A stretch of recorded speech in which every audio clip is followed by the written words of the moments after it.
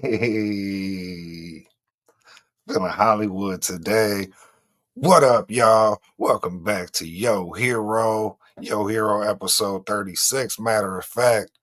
And I'm excited. I'm excited to talk about this Predator Badlands with our viewers, with my co-host. One of them's actually having technical difficulties. Guess who it could be? Guess which one of my co-hosts that could be? Just take a wild guess. I bet y'all know in the chat. I bet y'all know in the chat. Matter of fact, if you're in the chat, drop a yo. Let us know you're watching. Drop a yo in the chat, just like Penny did right here, talking about yo hero. You know, we got G in the chat talking about yo, saying hi to Penny and us. That's what's up. Yeah, but y'all know what I do. Oh, we got Fresh in the chat too, talking about it's probably Mac with them technical difficulties. Well, let me tell you, Fresh, you're probably right. Matter of fact, Mac's the reason I wore these tonight. I had to wear these because he was trying to floss last week, had his glasses on, his shades. So I had to put my hater blockers on too. Had to put my hater blockers on. And yes, Fresh was right. Max, the one with the technical difficulties. You would think someone would charge their Bluetooth headphones if they want to hear the show, if their computer don't have speakers and they have no way to hear the show. Or cause action, but maybe he just was not prepared. I don't know. I don't know what's going on with that. Yeah, but check your facts.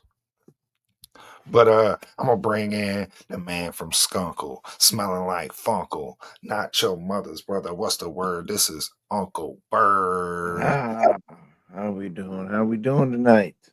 You're good. You good. Shit, I'm good. If you're good, we're good. Shades. Oh, I see you got your shades too.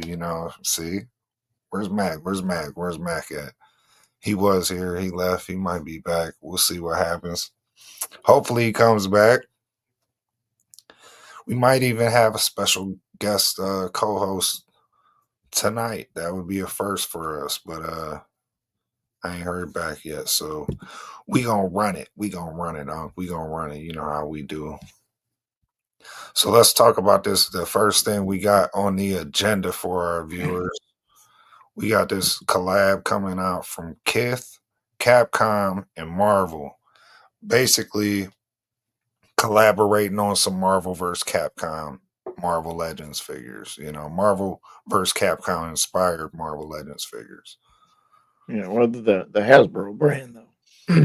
Yeah, it's the Gamerverse basically. So like the ones we did a whole episode on earlier this year. This is like the Kith. Kith is like a popular clothing brand and all that. You know what I mean? It's real kind of it's kind of a little popular brand. So yeah, they're doing all kinds of crossovers. Matter of fact, they did a arcade one up Marvel vs. Capcom 2.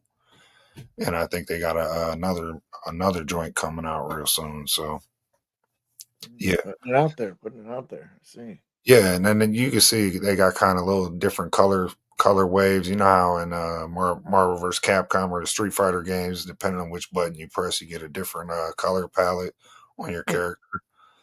Yeah, I remember him being like a different blue though too. It was like it was not like the normal Captain America blue for a while. Yeah, but this wasn't that blue. This is more like a greenish hue to it,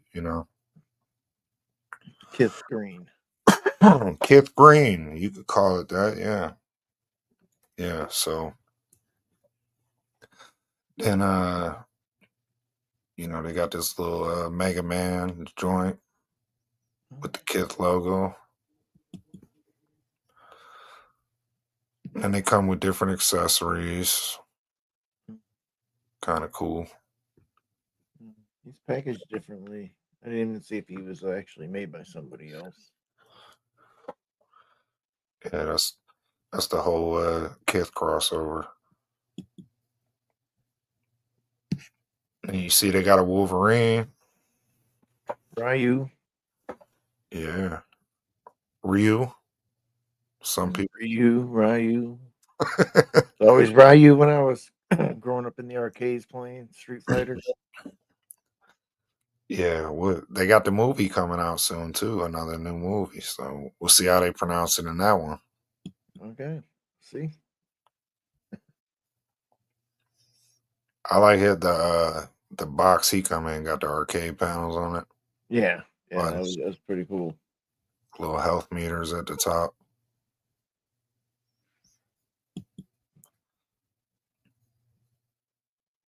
All right.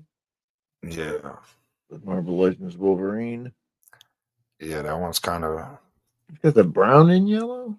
yeah, it's weird. That's why I said the kid thing, they got their own color palette swaps. That's what I was trying to say. Like they're Oh, not like the other game you know, they might be like the other game reverse figures, but they're like palette swaps, you know. And they got heavy branding on the accessories and outfits. is that supposed to be slashes? Yeah, yeah. It's like they're wearing designer, son. Designer. Designer slashes. I like it. Designer. Yeah. It's not bad. It's not bad. It's kind of cool, you know. I don't mind it as much for like collectibles. The arcades, I wasn't really feeling like the crossovers all like that, but collectibles not so bad. You can see Ryu got it on his back, 2 paws. You got the logo. Yep. All right. Ant-Man Wasp. Yeah, is this like I don't remember like I guess I'm not young, but too young to remember Ant-Man looking like that. I remember Giant Man looking like that. Yeah. Well, But it's the that's same it. That's like the original Hank Pym design. okay, yeah, I wasn't aware of that. Yeah. I thought he had a little bit more of a classic Ant-Man look, you know. I didn't know he looked like that originally as Ant-Man. That's crazy. Yeah. I remember Wasp looking like that though. Yeah. Yeah, I remember there was a bunch of people upset like in the MCU because like Hank Pym wasn't the Ant-Man in the movies and you know, Yeah. he didn't create Ultron. There's a lot of people upset that Tony Stark got the credit for that in the MCU because in Yeah. the comics that's all Hank Pym. But He didn't beat his wife. yeah, that's what I was. Hank Pym he took a dark turn at one point in time. You know, Yeah. started slapping. It started basically doing some Ike Turner shit to the Wasp, and you know, eat your cake, anime. Eat your Yeah. cake. Eat the cake.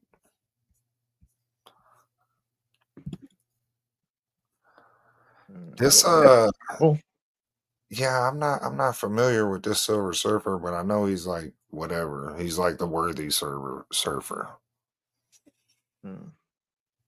looks a little bit darker metallic too.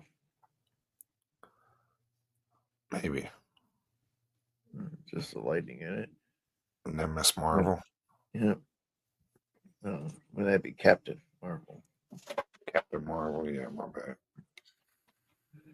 Yeah. Yeah, that was the old school Captain Marvel. Yeah. Yeah. She looked tough in her black suit there. That was the one Rogue killed, right? Uh, Stole her powers. yeah, I believe so. The very good shit, her vulnerability and flying off from and stuff, strength, like all that shit comes from her.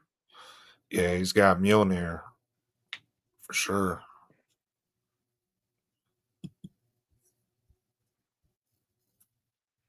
And Beta Ray Bill. And then this Wolverine, this is like the astonishing X-Men, I think, run. Okay. Pretty popular run there. The darker play on Cyclops there. Yeah, it's an astonishing run. Almost that was the one with the beast that had the more like cat like look. That run. Yeah. Okay. Yeah. They're kind of cool, not too bad. Different look, different vibe. Yeah. So now you got this Jokerized Batman. It's available for pre-order, and that's only at McFarlane Toys website. So you can't get this at Walmart or nowhere else. I guess basically it's that exclusive, son. That exclusive. I don't know what you think about this. I like the Jokerized Batman a little bit. I mean, it's a cool concept. I don't know. They change color palettes so many times now that seeing something a little oddballish isn't that much out of the realm. But then I particularly like. I'm not the biggest Batman fan. That's all right. I mean, I just I don't know if this is an actual comic book thing or this is just some random you know if a kid took a bunch of pieces of different toys and put them together and made his own or painted his own Batman figure. Pause. you know, because I don't really understand. Like, I wouldn't want to read a comic like that where the Joker was buff and was in the bat suit like that. That's just kind of weird. Yeah, so I don't know. I don't hate it, but it's not really for me. This one right here. Yeah, that's what I was saying. I like it a little bit more than that Bizarro Superman or whatever the hell that they had. Remember they had like the Oh, the testicle head. not that one. Dang. Oh, Why'd you have to bring that up again? Pause. I thought that you Out of talked about. context, out of bounds. Nobody even knows what you're referring to. Call it technical on that one. But yeah. Nah, I swear there was like a Bizarro Batman or something we looked at. Yeah, there was the Superman and Batman together. I think Right, with that's the what I Bizarro think coming out. this looks better than that one, not the one you was just mentioning. Wow. Yeah, this looks a little bit better than those other ones. Yeah, not really digging the color palette, but yeah, Yeah, Joker. he definitely Could have switched it up differently. I don't know. So he definitely looks like he's used some fentanyl at some point in time. mm, that's more of that meth head thing going on. Those eyes are bugging out. All right, so we got Sawtooth Toys. We've never shown off any of their collectibles yet. Hypnotizing fans with their brand new Winter Soldier figure. This is pretty dope. Yeah. You don't see a lot of Bucky collectibles. Look at the Oh, hair even on him, bro. I know. I'm trying to debate if that's in the molding or if they actually have hair on them. I don't know because he The don't. one up there looks kind Other of two pictures don't look like that. yeah. Maybe it's just photoshopped on. That or maybe it's a different. No, look, Head. it's a different head mold. Yeah, look in the accessory picture in the I center. It's see it. Yeah, I see it totally now. different. That's crazy.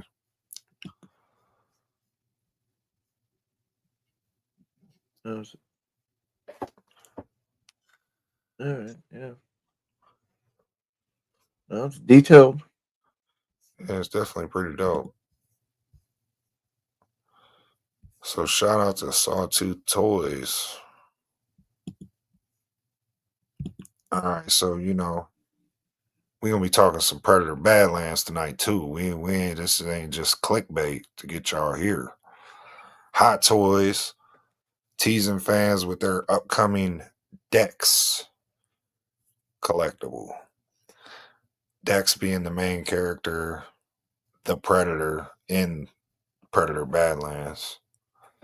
And Hot Toys, this is why they could get away with this, is because their stuff is so dope. Like they could get away with a teaser on a toy. Pause. But that sounded crazy. But yeah, I mean they can because their collectibles are that dope. Where the other people they just got a legit like show the entire figure immediately. Or, You know they're probably about to have the best one, but since we're talking about these Predator Badlands collectibles, Iron Studios, we got them showing off what is a pending approval statue from Predator Badlands. So I imagine they're trying to get approval from Disney, that this is good to go. and that looks very nice too. Yeah, I like that they throw in some extra head. Just saying, if you look up there, some extra head, Oh, you get that as a bonus. That's always a bonus. maybe from the Sin, not from the Predator. Oh, I didn't say it was from the Predator. You had to make it that. That's not what I said at all. Anyhow, but yeah, it's a dope little statue. It's pretty dope. Cool collectible to put up there. Yeah, I like it. Hitters Entertainment says that looks sick. I would agree with you, Hitters. My hitter, my hitter.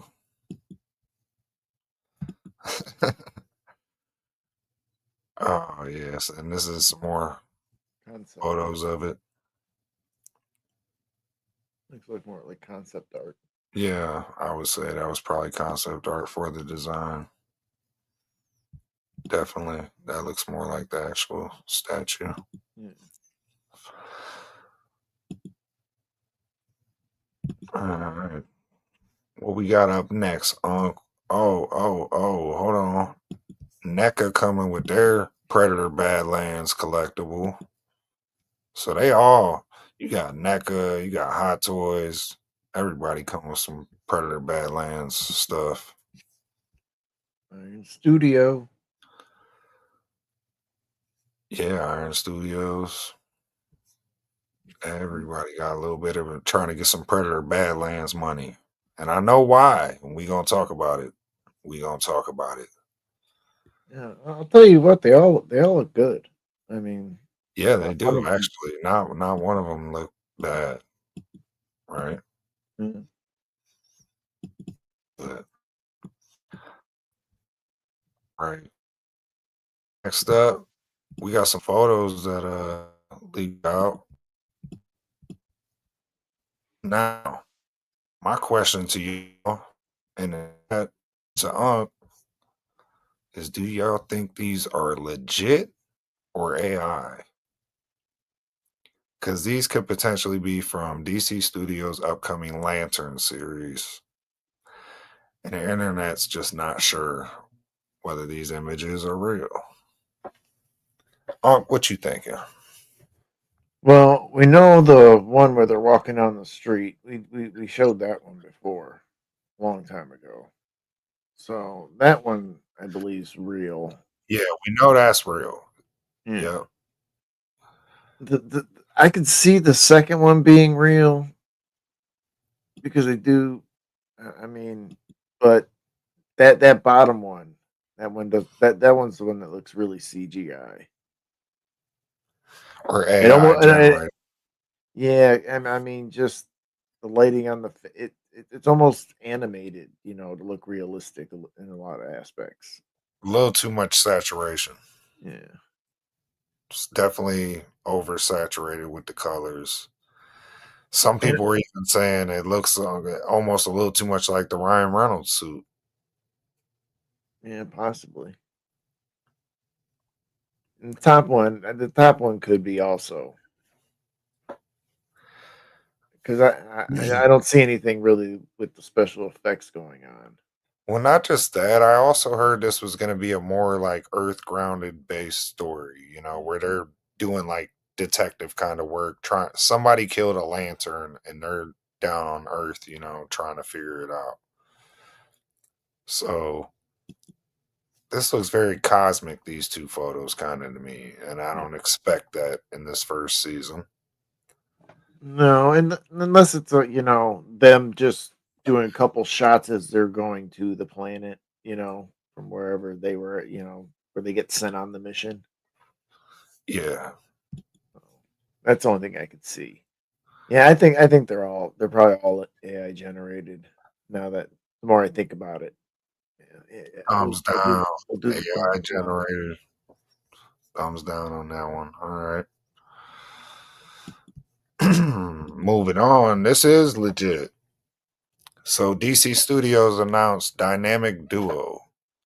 And this is basically a series that's going to revolve around Dick Grayson and Jason Todd, both Robins, basically. And what's interesting about this is apparently when DC Studios, like, at some point in time, a bunch of stuff got canned that they were working on or whatever, like they had to kind of like tighten their focus down. Same thing Marvel Studios is doing now, like really tight, when they were doing all them Disney Plus series and all that, it just wasn't generating the money they were spending. Well, DC Studios went through that too, and they had a Catwoman series that they were doing that basically it was like supposed to be like her as a child. And the interesting thing that people found out in hindsight about this show after it got canned was that it was going to be a blend of CGI, stop motion puppetry, and live action. And it was going to be this weird new hybrid, like animation style. Yeah, The good thing is, even though that got canned, that's what this series is going to be. oh, And they showed a couple behind the scenes clip of like some set photos of that Catwoman show and stuff like that. But uh, just to kind of give you the idea of what they were going to use on this show. But I'm excited from what the couple little things I've seen, which we're not going to show here because Warner Brothers is super strict with the copyright restrictions. But yeah, anyhow, it's pretty cool. It's like some a mix between some like I want to say like what was that Team America? Remember that back in the day? Like yeah, the puppetry, and then like maybe some modern like I don't want to say Pixar stuff, but something kind of like that, maybe not as far as like a Spider Verse, but like even a Nightmare Before Christmas stuff like that. Like yeah, it looks kind of like that, and then imagine it in like a Tim Burton kind of gothic, you know, Gotham setting. So it looks really cool. Everything I've seen, like that they were working on. So I imagine that's going to influence this greatly because it seems like they realize maybe Catwoman wasn't the right show for that material, but they could still do something with this new yeah. puppetry, CGI, stop motion, live action blend. So look out for the dynamic duo. That's going to be fire. Alright, yeah, definitely check it out. Yeah, even if just you're into the artistry of stop motion and stuff like that. So we got DC animation's usually pretty decent anyways, so yeah, we got some new Avengers Doomsday leaks. Now, same thing. I want to know if y'all think these are legit. Um, I will say one thing. There was like I was gonna show it on the show one day, but I thought it was kind of corny, and all the channels were covering it, and I was like, we're not gonna do a whole segment about this, but it was basically like the Avengers cast got some merch from Marvel Studios, like an Avengers Doomsday hat, and then there was like a gift bag that had the all the cast that had been announced in the chairs yeah, reveal as their characters in like mugshot kind of style photos, and this Mystique was on there looking just like that in her photo. So it's hard to say that that's not the legit version of Mystique when at least it's not a legit render of what she's probably going to be stylistically looking like, costume wise, so but yeah, the Hulk, I don't know, man. I thought they were leaning away from Professor Hulk because I kept hearing the rumors that he was going to be Savage Hulk in the new Spider-Man. So this might be how he looks prior to that whatever happens. I don't know. Yeah. Maybe he gains control of Savage Hulk too, where he can go savage if needed. Or maybe something happens where he reverts back into Savage Hulk, and then it goes into, and it could be a different version of Hulk too. I mean, all this multiversal stuff. I don't know. I don't think so. I think as far as these two designs, I think the Hulk is maybe a very early render of what they thought, if Professor Hulk continued, how he's going to look in the movie. But I think the mystique kind of was good enough that they just kept it. And I really don't think the Hulk's going to have a major role in this movie, to be honest.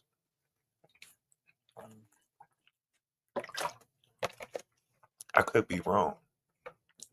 Yeah, Could but be wrong. I couldn't tell you. I mean, they just look I think like he's going to have a renderings. bigger role in Secret Wars than this, but we'll see. I don't know. I'm not a huge fan of the Mystique look, but I don't totally hate it because I see how it's trying to. It's like it's trying to give her the comic look. It's got the Yeah, color scheme, but it's also a little too armored. it's a little too fantasy armored. Yeah, Is what I would say. it's a little too MCU'd. I mean, maybe get rid of the shoulder pads and it wouldn't look so bad. I don't know. Yeah, hard to say. That's crazy. Rebecca Romaine's coming back to play this role again. 25 years after, 26 by the time the movie comes out, years after she originally portrayed Mystique. All right. This also came out. Same question. Do you think it's AI or not? Steve Rogers Cap is Nomad in Avengers Doomsday. I mean, it's really hard to tell for me. I mean, it looks like him, but I can see where it could be generated too. What's the chat think? Chat, what y'all think? You think this is Chris Evans legit? Or y'all think this is like an AI version of him? Y'all know his Nomad ran or run in the comics. Is it real or is it Memorex? Right? I don't know what the hell. I'm you're showing Oh, your oh. junk. Just a little bit. Just a little bit. I don't know. Something about like now this even if it was not a real photo of him, it could be an artist render of what he would look like in the movie as Nomad. Yeah. He kind of I, got the Nomad vibes. oh yeah. I mean, I like the look. I think it's all right for him, but I mean, who's I don't know. I couldn't tell you if it's real or not. I'm not asking you to tell me the facts. I'm asking just if you had to guess, if your opinion. I want to say yes, but you know, Yeah, I think it looks too good to maybe just be an AI render. It yeah. almost looks like somebody legit drew Chris Evans potentially coming back as a darker version of Cap, aka Nomad. Interesting, to say the least. I think it's interesting. All right. So we talked a little bit about this last week. Oh, wait, before we get there, forgot we had one more Avengers Doomsday leak. Simu Lee, I hope I'm saying his name right, who played Shang-Chi, posted this on his Instagram. Fans snapped a picture of it, and immediately the speculation started. Is he in the X Mansion? Why the reaction on? I'd say no. I mean, Where think where about else? it. He's he's leader of the 10 rings, dude. He's got a mansion. No, no, that Well, I'm not saying so, but I mean, he's got his not dad's stuff. necessarily. Last we seen him, he was valeting cars, I don't see it as the X and Mansion. his sister took over his dad's the 10 rings, not him. Well, it doesn't mean he can't be staying at the house, enjoying some amenities. Kind of looks like the X Mansion. I'm not saying it doesn't. I'm just saying that I don't think it is. Kind of looks like the X Mansion. I don't think it That's all is. I'm saying. I just That's don't all think it I'm is. saying. I think it could be. Why? What else is he filming right now? Why else would he post this? It's just Doomsday. It's Just in the saying. big leagues. It's in the big show now. Yeah. So you're gonna show? Hey, I just don't see it. I'm about to f some. I'm about to kick some X Men ass in this motherfucker. You Oh, know, that's what he's showing. I'm about to beat the shit out of a couple of these X Men oh. or try. All right. Well, I mean, him and Wolverine have trained together. So, All right, so this is what I was getting at. We talked a little bit about this last week. Strike Force is the RPG kind of mobile Marvel game. Last week, we showed a promo code for some Ghost Rider skins for free. This one, you get the Zombie Iron Man for free. So if y'all into that, promo code Zombie, get you a free Iron Man skin. All right, next up, Predator Badlands coming to Fortnite. oh, Max missing out. To be Max, honest, we might be missing out at this point. I definitely missed the bus on Fortnite now in hindsight. They just had a whole Simpsons event where the whole town was like the Simpsons, the whole map. Anyhow, Predator Badlands, that's that's pretty sick. getting love already. Getting the love already. Definitely is, definitely is. All right, so looks like it's me and you doing the review. Ain't that crazy? Oh man. Well, Crazy. we'll do our best. Every yeah. That's what it's about. I like that. Yeah. So, Predator Badlands spoiler review and discussion. That is what we're here to talk about. And if y'all watch the movie, y'all should already know about the homie Bud.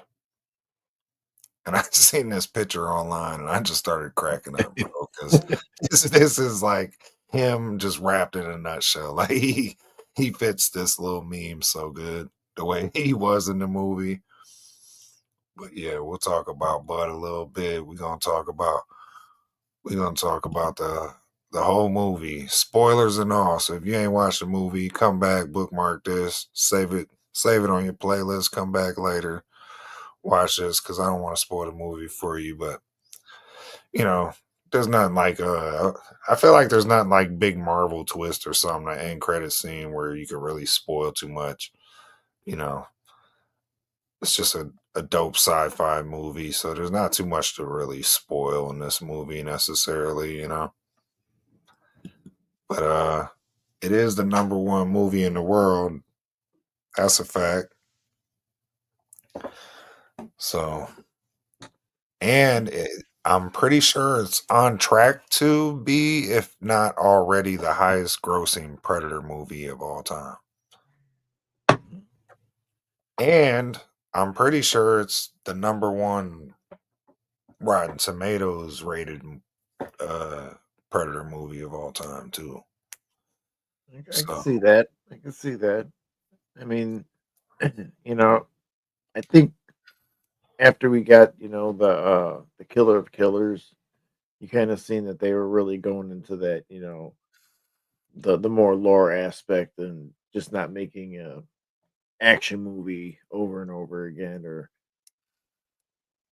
this one you got to really see a lot, I think, of their customs and stuff like that and how yeah, they think and how they're raised.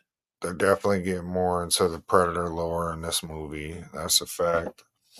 So this, we did a non-spoiler, fresh out the theater reaction. Me, Unc, and Mac. We were all pretty much satisfied with the movie. I would say one of the things I mentioned in that video was that the main character in this movie is the Predator. It's not a human. It's not a group of humans. It's not a military group. It's not a group of teenagers. Not an It's android. It's yeah. just The main character is literally the Predator. And his name is Dek, Dek, and we follow him around basically through this whole journey. And the movie starts out with a nice codex from the what do we call it? The Yachwa? mm, oh yeah, Yautja. The Yacha. Yautja. Yeah, my bad. See, I always mess that up. The Yautja. So we get a Yautja codex that basically is like their Bible, like what they live by, or whatever the case is, their creed. And it says basically that the Yautja is predator to or is prey to none.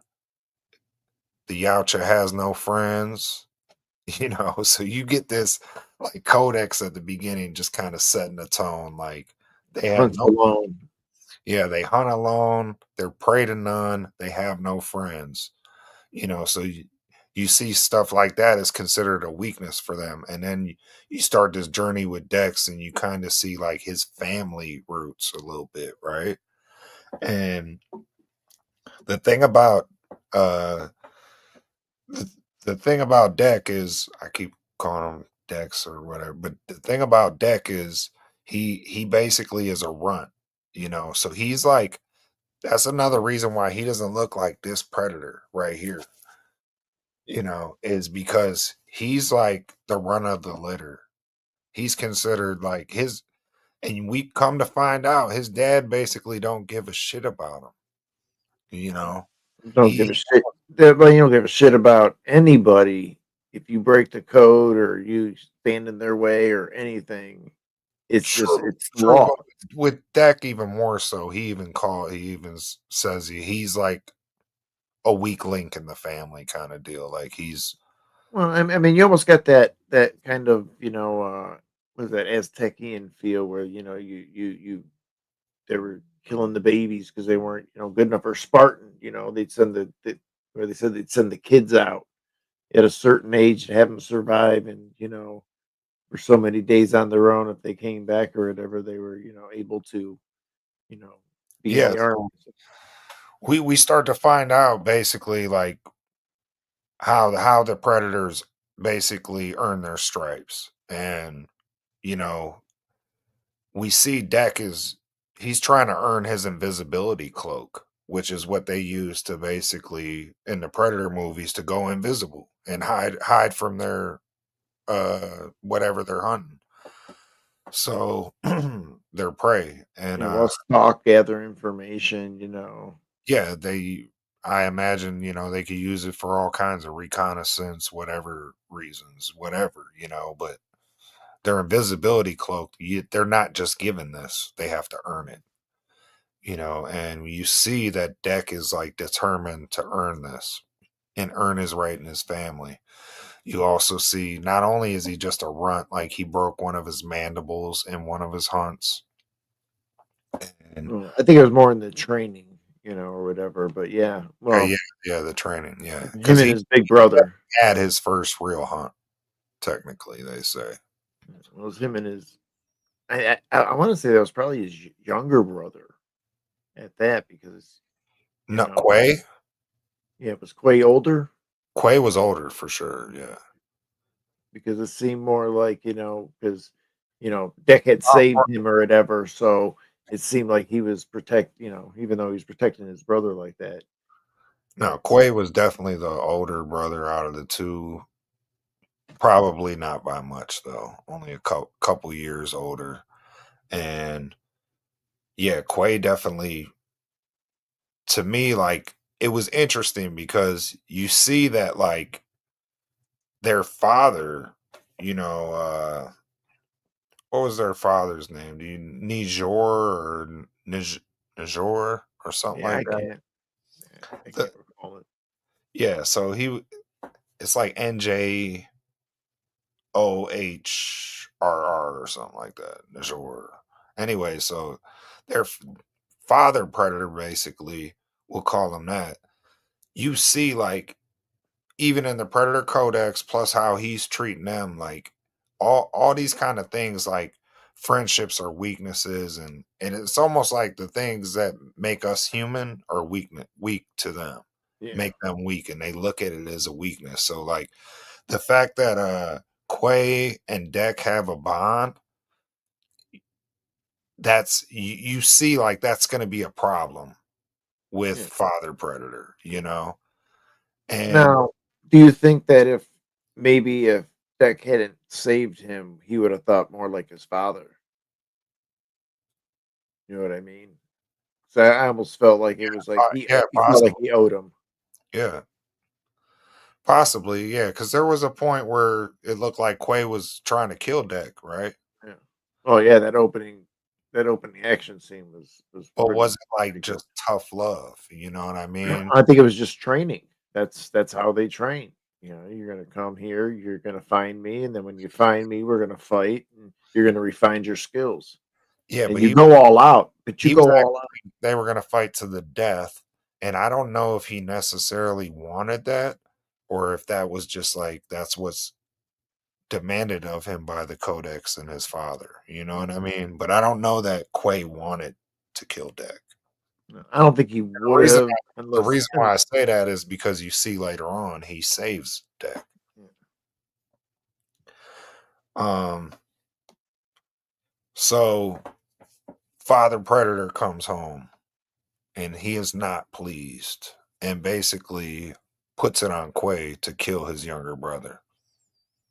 well, let's back up a little bit before that. He has to he has to choose what he's going to hunt to be allowed to, join the tribe as a full member. Yes, correct. So, And and they're he chose going through planets to and go they're after the Kalisk or the Kalisk. Kalisk? I don't know. Callus, I think is the way they pronounce Yeah, the it. Kalisk, which is this huge monster in this photo here that even his father Predator supposedly fears. And we're all kind of like, that's weird. Father Predator fears something, and then on top of that, why does he fear it? But yeah, he chooses the run of the litter chooses to go against the most fierce fucking beast that's known, in their little They say is unkillable. Rolodex fucking things to hunt, right? Unkillable. Yeah, they say it's unkillable, and that's who Deck chooses to go for his first hunt. So then Father Predator comes home, right? We Yep. good to go there. Yep. I think And then, so. yeah, and then he basically puts it on Quay to kill his little brother. Yeah. Throws out that little laser trap on him, has him just tied down. Yeah, and basically he's not taking no for an answer. He wants him to kill him, Mm. which sets off a battle between Quay and Father Predator. And in the meanwhile, Deck gets basically trapped in the ship, saved by Quay. And Deck's Yeah, just well, he picks him up and he throws him in and then shuts the door. So I mean, right. he forcibly removes him from the area, gets him in that thing, and starts programming his. Saves him though, too. Yeah. You know what I mean? Well, that's what it was for. He was getting that ship ready. He knew he couldn't beat his father. So So his father's already looking at this runt like he's weak. And now he's looking at Quay like you're weak for saving the weak. And the two of you's little fucking brotherhood looks weak. You know, all this. I'm giving you orders and you're not following, you're weak. And Deck's just forced to watch this all transpire while he's trapped on this ship and locked in there basically. his brother gets his And arm hacked off. it's also going through its whole kind of launch cycle to go after this callus and go on his first hunt.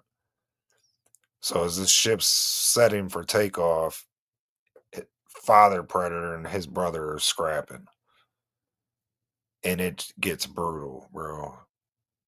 Quay loses an arm in the process. I remember seeing that in the trailer. Father Predator, who I didn't know who was who. I thought he was like that King Predator from the Killer series or whatever. Can't think of his name right now, but and then I remember seeing a predator crawling on the ground, missing an arm, and the green blood ooze, like blood leaking out of his arm, glowing, and thinking like, damn, who is that? And I was thinking at the time it was probably Deck, but it ended up not being. It ended up being his brother. So I remember watching that in the theater as it was playing out and going, "Oh, damn." They fooled me in the trailer because it was a little blurry and I couldn't see who was cut. And I was thinking, I remember seeing it in the trailer going, why would they show this if this predator is going to get his arm cut off? Like it's kind of a spoiler to have it in the trailer, but the way Yeah. they blurred it, they were able to fool me, you know, and I what I thought I was going to see, I didn't see play out basically. Yeah, I was gonna say in those early trailers, I almost thought that he was being hunted by other predators. You know what I mean? It seemed Yeah. like, the way, even when they had his father walking with the guards kind of behind him and shit like that, it was like I kept thinking that, oh, they're gonna be hunting this guy and he's gonna, take out the baddest motherfuckers of the predator. But Oh, it's all good, chaotic. It's all good. No sweat. Mac didn't even make it, so can't be upset at you. he tried. He's having audio issues. Yeah, I know. Uh, so Deck gets transported to this foreign planet. Mm. So we go from seeing Yachua Prime, which was pretty cool, Predator home planet, to this other foreign planet, which I'm not sure the name of. I forget what they called it too. Uh, and you start seeing basically all the entire planet is like a weapon, you know. I wasn't a big fan of the first scene when we kind of get there and we see that when Deck was fighting like those vines. Yeah. I When I was first seeing that at first, yeah, I was kind of like, I don't know about this, bro. Like it was a little too CGI for me, you know. Yeah, I And not the greatest CGI, and I just didn't really care. Like, okay, he's fighting a bunch of vines, and then he's running up them, and I was going, man, I hope this whole movie's not going to go like this, because well, I also, I mean, I kind of thought, okay, I think they're trying to prove the point that everything on this planet can kill you in one way or another. okay, very valid point, Unc. I'm glad you brought that up. But do they not go from that scene to the very next scene doing the exact same thing? Then he gets around them like puffer plants that puff up and shoot the Yeah, needles out. And what happens is he meets Thea, right? yep, the synth. The synth. uh, And she starts telling him these things. So they didn't need that Vine scene. When the very next scene he meets her and she gives him the entire exposition on, hey, be careful, all these things will kill you. And then you see him start running through these things and them attacking him. Well, it was because that bird was dropping shit in there to set him That off. true. But So then he had to. he also noticed just walking past them they were puffing up. Well, yeah, the proximity, kind of So you're proximity. seeing that play out in that scene, and then she gives you the entire exposition on that. So you did not need that Vine scene. And You all did. that was for him to jump a wall at the end of it. All he did was jump a wall. So that entire scene, they could have cut that. I guess it was It was also foreshadowing because they came back out later. So I think it was a little foreshadowing. I guess, yeah, they appear later in the movie. I guess it makes a little sense, but it didn't. If No. if we go by what you said initially, it was to show that it was to everything can hurt you there. Yeah. That doesn't really work out. I Yeah. think It would have been better if you seen something else try to kill him. I mean, some kind of animal at that point, and then you would have been on the puffer any thing. case says Vine scene was too long. I agree, and it was just I don't think it was too long. I think it just seemed long because it was a boring scene. Well, because they kind of played at it where they were coming around and he didn't notice them and stuff. So Chaotic says the Death Planet. Maybe that was the name of it. Uh, it's to show how outmatched he was and unprepared. Maybe I wouldn't say unprepared. I would say maybe he underestimated the, the overall threat. Going there. Uh, you would have thought too. I mean, if this is supposed to be yeah, there you go. chaotic, says the death Again, planet. Death Planet. Yeah. Yeah, kinda. Yeah, you would think there would have been there would be myths about this or stories about this that you would have heard or they would have knew about, not just going there, blind. Even as kids, you would think, oh well, Well, this I'm is sure the they did with the callus, but yeah, probably not about all the plants. yeah, well, just everything you got to watch out. Whatever they Yeah, call it, foliage, fauna. I don't know what you call it, but so with uh Thea, you know, she basically tells him, hey, because she's like tied up there. And who tied her up? that's what I was wondering too, because that bird didn't tie her up. Maybe he tried to pick her up and eat her and take her there, and found out she couldn't eat her or something. Yeah, because she was like tied up, right? Yeah, both of her hands. Yeah. Yeah, BDSM style, right? Tied up. And, but somehow she convinces this predator who looks at her initially as a weakness to take her with on the journey because she kind of knows the planet and knows the threats that lie ahead. Yeah, she's like an Um, anthropologist or something, and we also xenobiologist. see that the synths can use a universal language to communicate with the Yautja. Yeah, So yeah, that was new. So you got alien Earth, you got like what you got on alien Earth, you got hybrids communicating with xenomorphs, no and then such in predators. Predator Badlands, you got synths communicating with the Yautja, which is interesting. Um, but yeah, like Chaotic said, she convinced him to use her as a tool, and that was hilarious, bruh. We were we were dying in the theater when he was like, "Okay, I'll use you as a tool, woman." I was like, "That is hilarious." For them to, I guess maybe they don't know how we might use that reference, but yeah, that was pretty funny when they said that they were gonna use her as a tool. Hilarious. So, basically he meets this synth, now he's got, her he's carrying her around like a backpack. And I heard the director say that, he got a lot of that inspiration from Star Wars with Chewie and C-3PO. He was like, "Man, why isn't there a whole movie of that?" Like, he was like, "There should have just been a whole movie of that because it puts these characters in precarious situations, and it opens the door for some good humor and, some just funny scenarios. And it did. I will say this, that when we first meet Thea, she was a little annoying to me. She was just yap, yap, yap, yap, yap, yap, yap. She just wouldn't shut up. And she reminded me of the hybrids in Alien Earth, where she was almost childlike.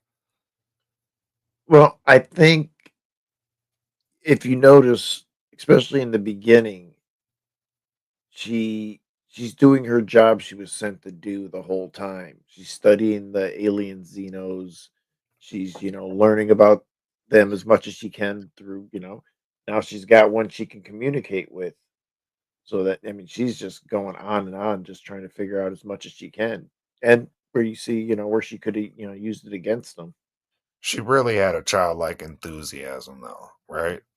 Well, yeah, well, I think that this is we're programmed that. I mean, at least Well, those ones no, are programmed that way. because we see that she goes on about her sister Tessa, Yeah. who we'll talk about, who had none of that.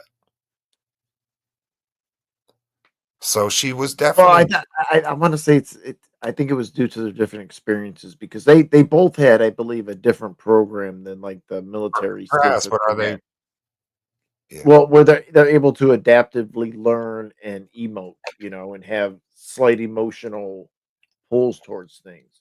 So I think with when she bonded somewhat with, I think, the Yautja, where you see it progress as he goes along because at first she's just using him, and then it's like she goes back and it's like no, I can't, she has some kind of bond with him in Would the you end. agree she had like a childlike enthusiasm? Yeah, yeah, but I think that was kind of part of her programming. I don't think it was. I just because if it was programming, then they would all have been programmed the same. No, no, no. Her and Tessa were programmed different. Like I said, like all the male kind of army type ones or security guys, they were all programmed a certain way. She had said that they gave them a way to, feel or empathize and stuff like that. Yeah, I remember that. But Yeah, so child, that's why I said I being think that's the childlike, first. I want to say it's the that seems first. like a personality kind of trait, like you know what I mean, or a Well, mindset. I think because she was sent there to study, and I think her sister was to lead the capture. So I think they had a different set of skills. And that's why her sister and she had time to bond, so then she felt empathy towards the predator, and that's why, she kinda went against everything. But I She learned to definitely think for herself. I had some hesitance at first liking her character based on those things. Yeah.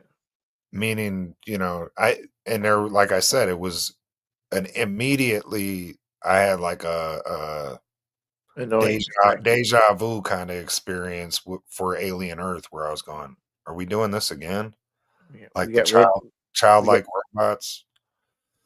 And it ended up working for Alien Earth, and it ended up working at the end by this. But it took me a second to go, okay, I got to adjust to this. Another thing that took me a second to adjust to, I'll be honest, was the blend of practical and CGI effects on the Predator. yeah. Um, and I'll say this, at the beginning, it seemed, I don't know why, but there was a couple scenes at the beginning, I think when he was fighting his brother Quay and certain stuff where it was a little too CGI for Oh, me. yeah, that whole opening sequence with the way they moved through that cavern and Even stuff. when they were talking, it was just it just looked a little too CGI for me. And then boom, as soon as he got to this other planet, I was cool with it. I knew that it was a blend of CGI and Well, besides the vines. be, right, but I'm talking about The rest of the action the scenes. main character deck. I knew it was a blend of CGI and practical effects on the actual Predator himself. because with the amount of he does a lot of talking in this movie, and a lot of it's in subtitles for the viewer to read, but a lot of it's translated through the synth. Yeah, So, at first it was a little bit jarring for me because I'm so used to seeing the predator's mandibles move a certain way, them kind of have a hard time speaking. And then you see them speaking their language and very fluid, and the fluidity that you get in the CGI mandibles. It was a little jarring for me at first. And then took 10-15 minutes into the movie, I was like, oh, I'm loving this is a good way to do it because you still have the practical suit. He's wearing all the practical suit, just the face parts open, and they got the face, the dots or whatever, the what a text whatever, the face tracking yeah. marks on his face, and then they fill that in with the computer generated graphics. So it works. It actually ends up working. And if you want these characters to be able to speak their languages and do certain things, it makes sense to go that route. So, as much as I was apprehensive about it at first, it won me over. A little bit less for Thea. I didn't love her in this movie, but I didn't hate her. I disliked Uh, her a little bit at the beginning, but by the end, I was like, she's kind of uh, funny. She's kind of funny. and I think she started redeeming herself. In the beginning, when they first, were traveling, it was just annoying.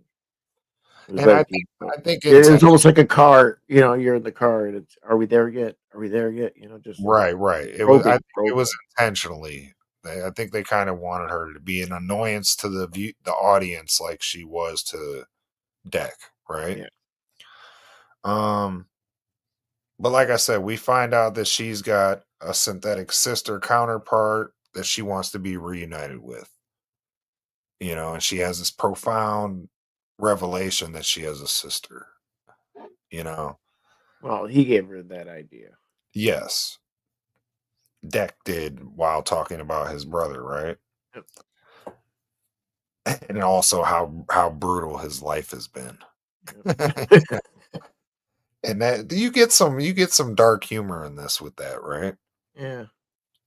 Um Action wise, I thought the action in this movie was fantastic. Uh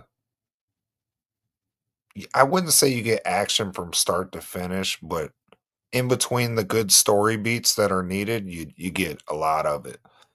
And after that first scene that I said that's a little wonky with the CGI with him fighting his brother, I think everything after that is really good CGI.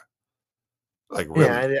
I didn't see anything that really jumped out at me, but definitely in the opening sequence, I go, "Oh, I hope this ain't the whole movie like this." I Yeah, mean I mean, they were doing I mean, it looked cool, it looked like it was a great fight scene between them, and the way they moved and stuff, but it but it looked it looked more like a animated. game trailer cut sequence in a game than it did a movie at first with his fight with his brother. But once he gets to this, death planet, like Chaotic said, Genna, that's to me all the CGI looked fantastic. Look big budget. Look like they spent a lot of money on this movie to me, you know? Yeah, But apparently they kept it at a reasonable budget too. Um with as much, I mean, CGI with a lot of the creatures as they had, I mean, yeah. Yeah, apparently it was actually a somewhat reasonable budget. So we end up finding, or we end up meeting one of the characters that I showed earlier, Bud, right? Yeah. Oh, look, someone else joining the show. We're gonna bring in a special guest co-host. Matt can't make it tonight. Mac's having technical difficulties, so we're gonna bring in my co-host from Yo Retro, Chaotic BPR, y'all. Welcome Chaotic to the show. Man, thank you, Six. And what's up, Funk? How you doing, buddy? Living the dream. Living the dream. That's what's up, man. Look, I could not miss up on this opportunity to talk about this, man. So, Yeah, I know you were Yeah. itching to get on the show, bro. You were like, oof, I know y'all do that, but I'd love to talk some Predator, if we could do that. damn right. #1 movie in the world, dog. I know, right? So, continue where you left off, and then If I feel could free remember. to. But yeah, I was just saying, like, so Yeah, they Bud come up on that field with all the Bud ended razor. up entering the story, right? Shortly after that. Yeah, well, he runs up on that field with all the glass, the sharp glass stuff on it that Yeah, would cut it's him like up. razor glass, Ra- Yeah, basically. yeah, razor grass. Razor grass. Yeah. and then And and then we have that eyeball thing come around after that little thing was he ends up saving the little guy, doesn't he?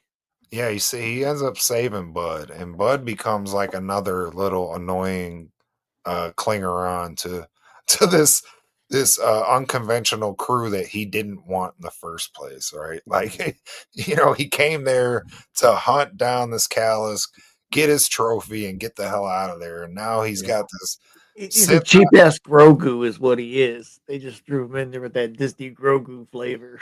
Yeah, he definitely got some Grogu vibes. I'll admit that, but he's definitely way uglier than Grogu.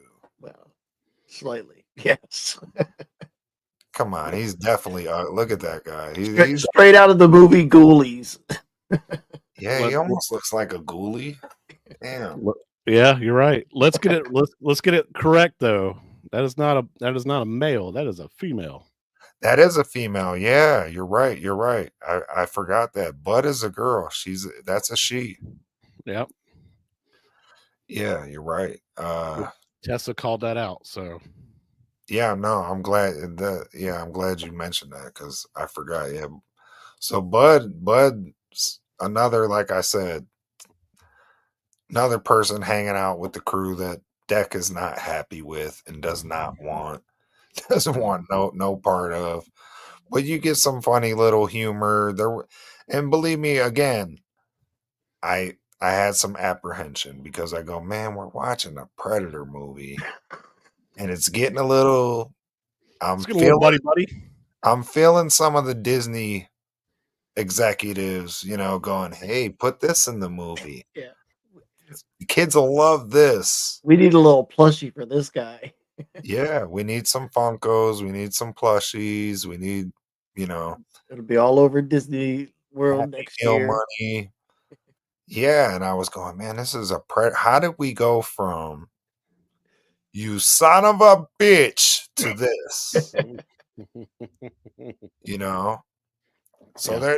there was a couple points in this movie where I was going, am I on board with this? I'm on board with this. Am I on board with this? I'm on board with this. Am I? Especially like I said, with Thea being annoying as hell, being a little childlike, and then you bring in Bud and her being like just an annoying little chimpanzee in the group. But you also got some good humor out of Bud, I will admit. When Bud started mimicking Deck, I was cracking up. There's your childlike behavior right there. Yeah. Just being an infant or a young child, just trying to mimic somebody that you look up to, Mhm. and when she spit on him, hey, you're now family. I just spit on you. Yeah. Yeah, and that ended up saving Deck, Yep. which was interesting because I didn't catch it at first. Well, I mean, once I seen her sniff him, I go, "Oh, that's why it spit on it." But like that was some kind of thing, and that's why I started thinking, "Is that a little one of him?" And that was the plot twist, right? Oh, major! I didn't even catch it. Like Yeah. they had to tap me during the movie and go, no, that's why Bud spit on him, and I was like, oh, that's the callous baby. Like, Yep. oh shit, and I didn't pick up on any of that initially. Yeah. And yeah, that was hilarious. Yeah. you seen he Deck definitely had a genuine moment where he thought about killing Bud Oh, for sure. absolutely. And Like, that's and honestly, that's why he left Bud at the campsite. To go hunting. He was like, you spit on me. You sleep. Bye. It's time for me to go. I ain't gonna bother waking you up. I should have told you bring your sunglasses or you couldn't have joined. Yeah. Hey, I'll go grab him real quick. No, I'm joking. This was just to harass Mac. He wore his last week, so we figured we get all Hollywood and bougie wear ours this week, and then I'm he had just I was gonna say I'm just not cosplaying as Spider-Man. It's not nah, gonna he might do Wolvie though, but yeah. So Bud, like I said, apprehensive at first. I ended up liking Bud by the end of the movie. Oh, absolutely. But with that said, did any of y'all feel like that? Like this doesn't belong in a Predator movie at one point or something? Or you know, it pretty wasn't much through the whole movie. I understood it, but at the same time, it's just like, why? why, I right? look, if Deck was more of an adult, like a full grown predator, I don't think any of that shit would have flied with him. Like he'd be like, period. Nobody's joining me, nobody's helping me. I'm not using you as a tool. I'm going about my own business. I'm in the trees. I'm hiding away from everything. I don't care. But being that he's so young and kind of gullible and feeling alone on this planet, and honestly, just He just lost his brother. He's yeah, he's he's determined to do this, and he's like, okay, if I can use you as a tool, that yeah, brings me at least a little bit closer to my goal. A- and And that's what made it okay. and yeah, and Bud ended up being a tool too. You Yeah, know, by sneezing on him or spitting on him. You know, and yeah, so he definitely used them to his advantage. But I think he ended up liking them, you know? well, it was after the fact when Tessa basically told him, like, "Hey, um, you don't have a family anymore, but you do now." Thea. You mean Thea, You right? know? Oh, yeah, Thea, I'm sorry, yeah. Um, we're kind of your new family. We're kind of you're the what was the analogy? The alpha wolf, right? Yeah. Wolf packs, they hunt together. And he's never heard of that before. Like, I was Ooh, always taught to hunt by myself to catch my own trophy. Mhm. But to be the alpha wolf, I don't even have to kill anything. I can have my pack mates kill for me, Yeah. and I'm still considered the leader of the pack, Yeah, and and for a runt, that's a good opportunity, right? right. Yeah, so 'cause he didn't seem like he wanted his father's status. He just wanted to prove himself at that point. I think he just wanted to prove him wrong at that point, like a lot Well, of that's what I us said. Well, yeah, prove to our himself. parents. Like, we all hit that point adolescent stage usually where you want to prove your parents wrong. Like, oh, you said I couldn't do this, and I'll show you. Yeah, And I think he was at yeah, that with Father Predator. yeah. It could be. It could be. I want to be proud, but I also want to make my parents proud, but also I want to do it for me as well, kind of deal. Like we all grow up feeling that kind of way, and where you want to do your parents right by do right by them, but also prove a point to yourself that you can handle That or any also any like task thrown at you. if you can't make them proud and you keep trying to make them proud and you keep trying to make them proud and then they treat you like Father Predator treated his son, Yeah. that trying to make them proud can turn into, trying to prove them wrong. Oh Well, yeah. you even seen there at the end, it didn't matter what he did, he was never gonna accept him. Right. And I think Deck knew that. Yeah. You know, absolutely. Especially after what happened to his brother Quay. Yeah. Because at that point it was about revenge, Yeah. but it was also about making things right. You know. And he wanted his cloak. He wanted his Yep. cloak. Because I want my damn cloak. And not only that, just think about in that fight in the cave with Quay or whatever, he's saying, "Hey, use your head. Use your head. You're not gonna overpower me. You gotta be Yeah. smarter." Yeah. And that's what about going to the Death Planet was all about, is learning the ropes, being on his own and teaching himself and not having somebody help him. We did get y'all seen there was a T-Rex Yep. in a trophy case there. Yep, T-Rex, and then you also apparently got the Independence Day skull right there in the center. Yeah. Yeah, there's some interesting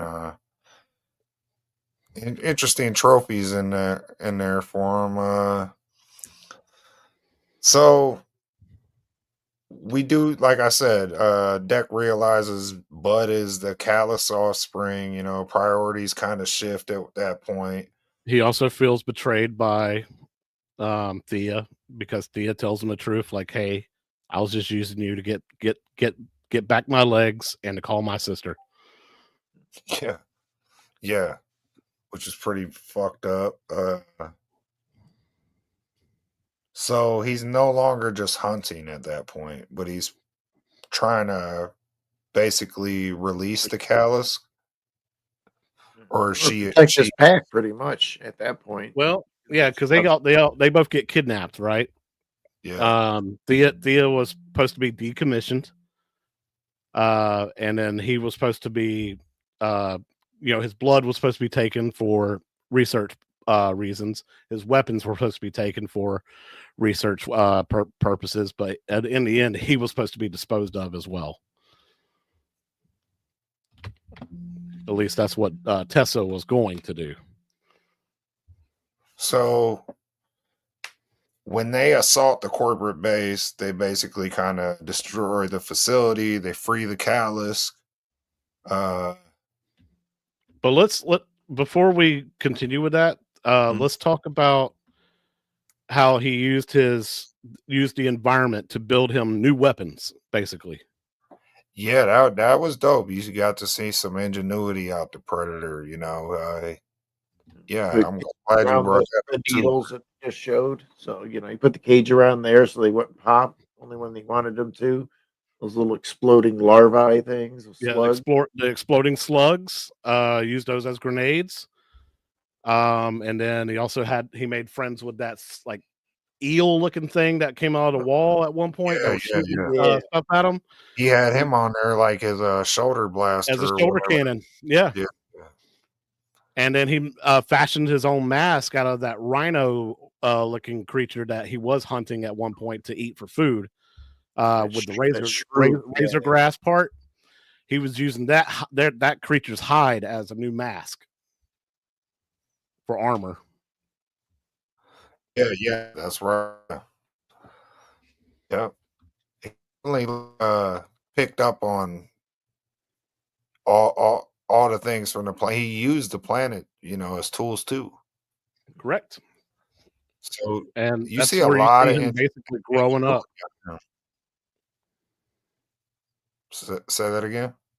I said that's basically where you see him. Basically, he's grown up, using what he's learned, and being an ultimate predator is basically the goal. Yeah, definitely, yeah. So yeah, that was cool. Yeah. So then he kind of, like I said, they head into the final conflict at the corporate base. They free the callus.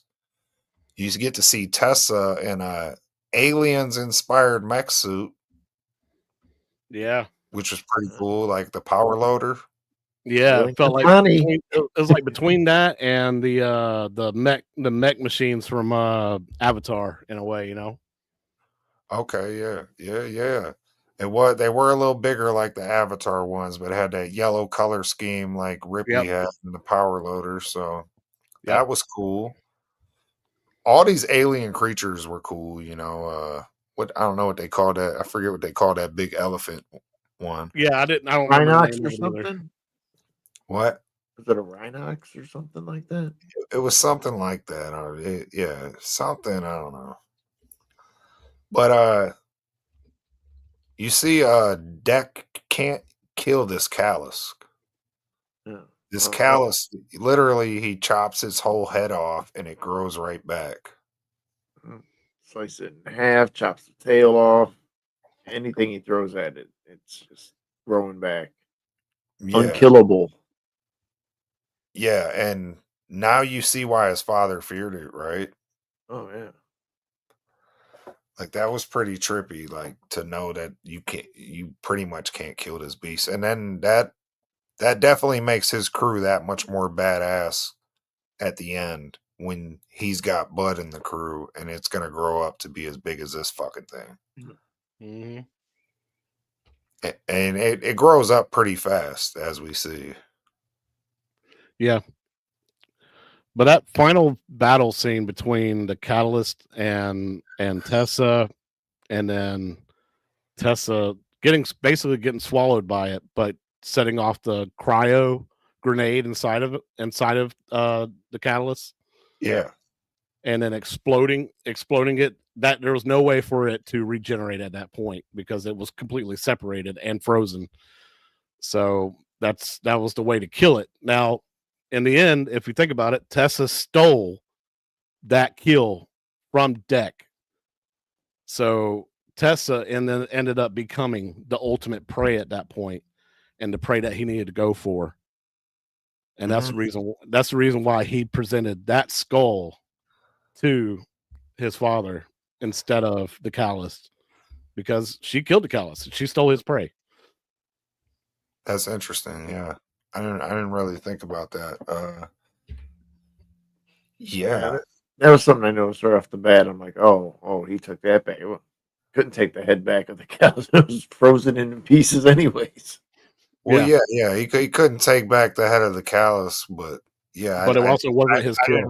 I didn't really get why he set down her skull. You know. Yeah, because it wasn't his kill. She took it. She was able to kill it, so therefore, she became the ultimate prey.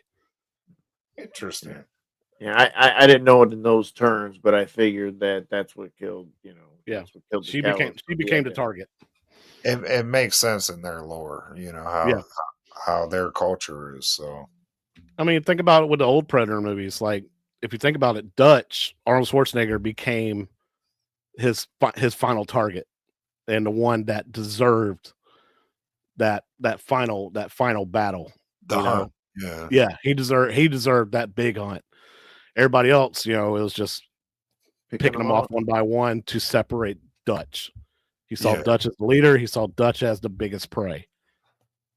Yeah, he was the most lethal out of his camp, is how he looked at him. Yeah, so he definitely was the biggest prey. So the epilogue's basically Deck returning to his home planet, Yachua Prime, with Thea and Bud. Mm-hmm. So he's got his little squad with him, and he demands reward from his father, but his dad refuses. Basically laughs at him. Yeah, basically. What the hell is this? Well, like I was saying, no matter what he did, it wasn't going to ever be enough. Yeah, oh, yeah. He still is treating him like the run of the crew and like a joke, and kind of throws his brother's death in his face. Yeah. I knew you were weak, but you made your brother weak, so yeah, you proved that your brother was just as weak as you are. So Bud ends up biting off his head. Hell yeah. His dad's head, Well, and then also I want to give credit to to Deck a little bit too, because once his father went invisible with his cloak, he thought, you know what? I make my ship go off so it kicks dust everywhere. I'm going to be able to see him. Yeah, and take that disadvantage. Take out that disadvantage. Yeah, once again, you see that ingenuity on his part. Yeah, that was definitely smart of him. Because he wasn't going to be able to stop him with that cloak. And then his dad was good with that cloak. Yeah.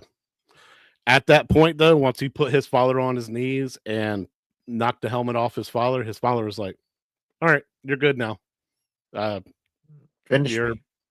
Yep. Well, he's like, you're in. You're part of the clan now. You proved to me that you deserve to be in the clan. He goes, no, this ain't about being in the clan now. I got my own clan. Yeah, it's a wrap. I don't need your squad. I got my own. Yeah. That was definitely cool. Oh, how about the little twist at the end? Oh, here comes mom. That for me was the big twist. Yeah. I Because kind of wanted to see it keep going. if you know anything about Predator lore, the women are the badasses, actually. Yes. They are smaller, but they're faster and stronger for some reason. And there's a reason why all these male predators are doing what they're doing. All right.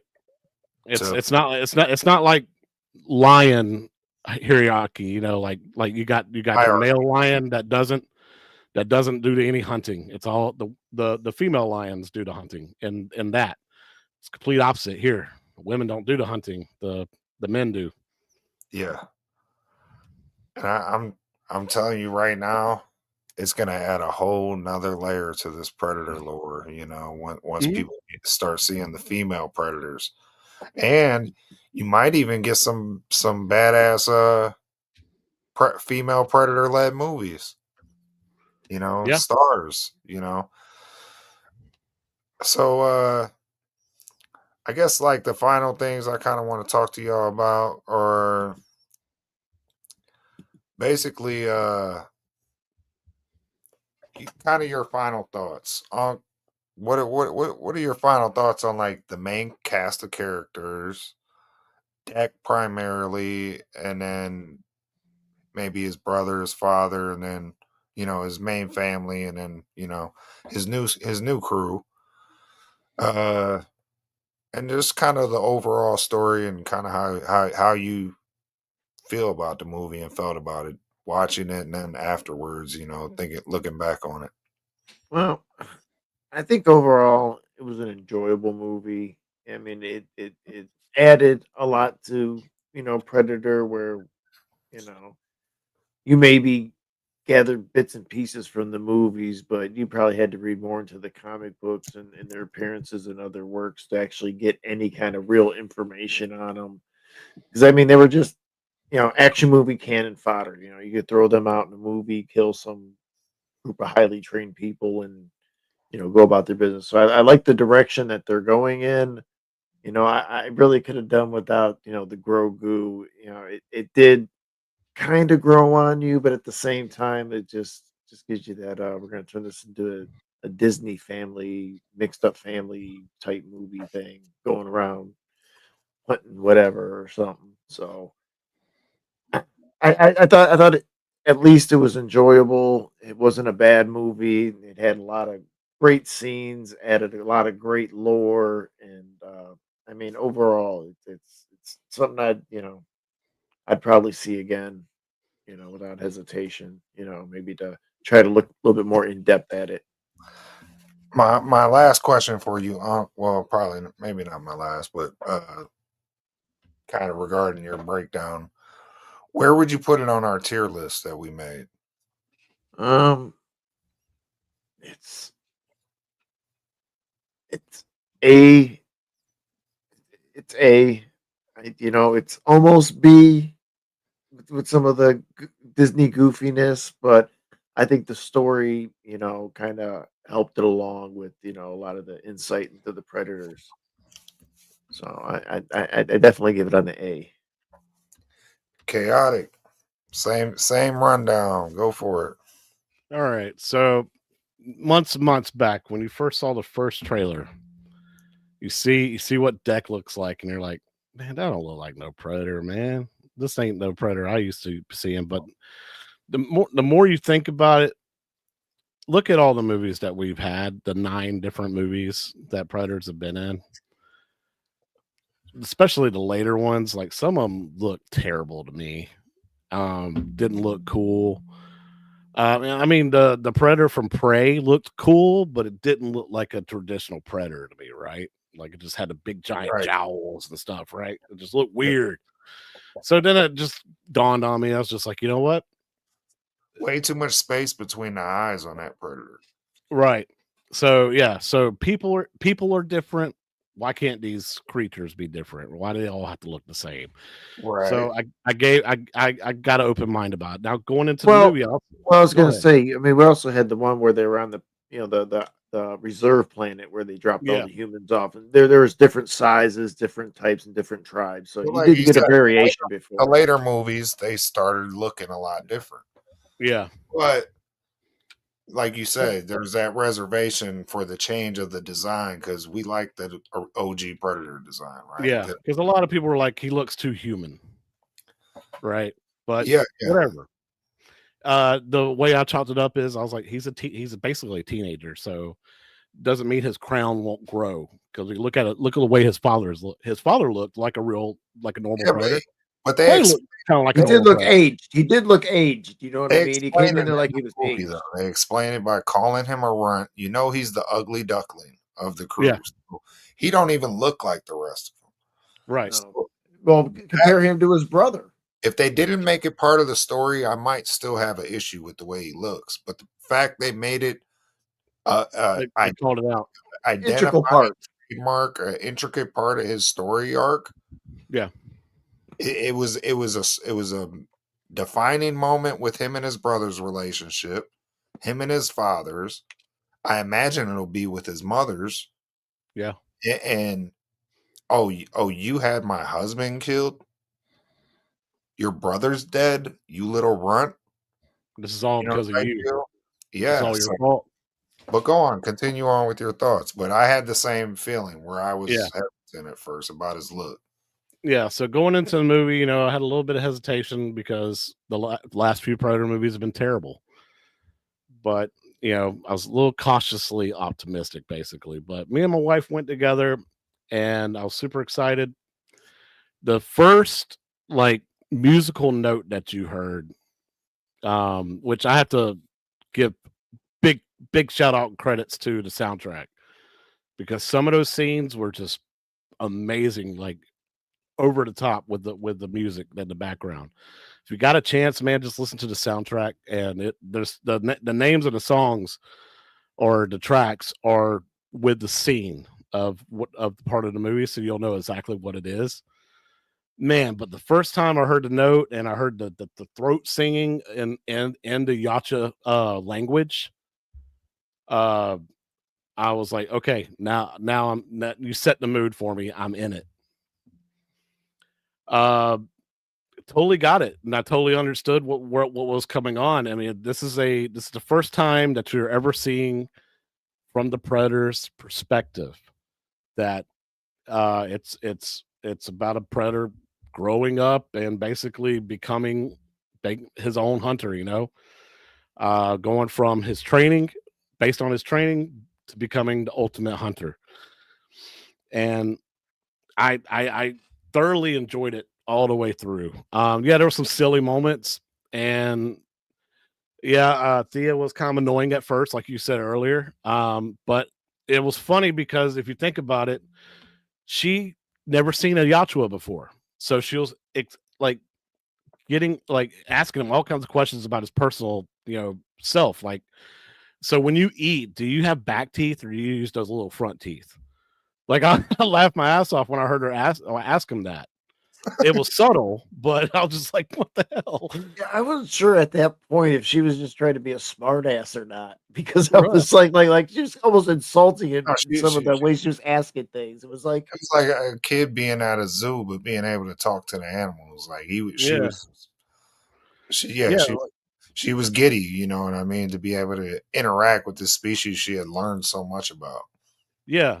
Because if you think about it, like, even though she knew the language and how to swap to it so that he would understand, and you know also to give the audience a way to hear English and hear English dialogue. Otherwise, if she didn't exist in this movie, this would be a silent movie. Like, he would never freaking talk. Or it'd be all subtitles. Yeah, or yeah, it would be all subtitles, but it would be less, to me, it'd be less interesting. So I get why they did it. Yeah, it was the audience's way of interacting with the species and understanding them, Yeah, translating for the audience. correct. um But I don't remember where I was going with that. But just the dynamic of her being so curious, but also it's smart because she was using that to her advantage in order to get him to let his guard down, trust her, and then end up using him in the end to the point so that she can get what she needs or what she wanted out of the deal. Otherwise, she would have been stuck in that nest forever. You know, and then of course, Bud, ugly little chick, but that ended up being kind of cool and totally making sense. And I love the fact that the Predator, Deck, using the environment to build his own equipment, and how stealthy he was and how like surgical he was when they attacked that base to free, and that was his mission. Now it was not about taking out the Calloused. It was about freeing her, and then I've been essentially going after Tessa because of what she did to him. Well, he kind of used the Callus as a tool to take her down. Absolutely. So, in the end, man, to me, it was just like there was really no dull moments. I was just having a good time from scene to scene to scene to scene, and it was just felt like that good old roller coaster ride, and things were ramping up as it was going on to the point where you got to the end, and Daddy dies, and then they kind of act like they're gonna roll credits, and all of a sudden you see a ship fly in, and it's like, no, that's my mother. I'm like, oh, yeah. And then credits really hit, and I'm like, damn. Yeah. Now you immediately want to watch the next chapter, right? Yeah, and that'll be interesting too, because you're not in the Predator movies. They don't really do next chapters. It usually just jumps to another Predator, another time and space. Mm-hmm. So it's kind of like going. Yeah, so it's kind of going with the AVP route, where AVP won, and then you had Requiem take place right after one ended. Mm-hmm. So I'm kind of interested if they definitely do continue with this. Well, they gave you a good cliffhanger, so I mean, they did leave it open ended, like they just leave the planet with their skulls and. Well, they've left a lot of Predator movies open ended, like at the end of Predator 2, and we didn't really get a wrap up on any of that until Prey, and then even that's not an entire wrap up of that story arc. Is just kind of ties the two together with the Raphael Andolini pistol or whatever. The Killer of Killers, right. With that, especially the new special continuity, but you're not continuing the story yet. You're just tying them together. It's open ended still, But, yeah. And then you also, I think. Go ahead, sorry. We both did the same thing, but yeah. No, I was just gonna say, like, I think it's obviously highly or it's going to be based on the success of this movie, whether they continue the franchise or not. And I think it's been successful enough, and it's going to continue based on word of mouth. Yeah. I was surprised how packed the theater was for a Predator movie. Yeah, me and my wife saw it like the first ever showing, and it was an early screening, so we had like 6 people in there with us, and we were all spread out. Wasn't packed like an Avengers kind of movie or something like that, but it was a good 80%. It was pretty popular. When we were picking seats, there wasn't very many left that were even close to each other. I think there was only 1 or 2 spots with even like 4 of them nice next to each other. So so I mean, opening weekend, 40 million domestic. That's substantial for a Predator movie. It's the best. It's the number 1 Predator movie.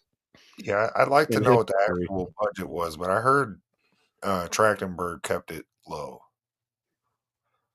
So, and for what? Like I said, Disney too. You got all this marketing for all their gear and toys now.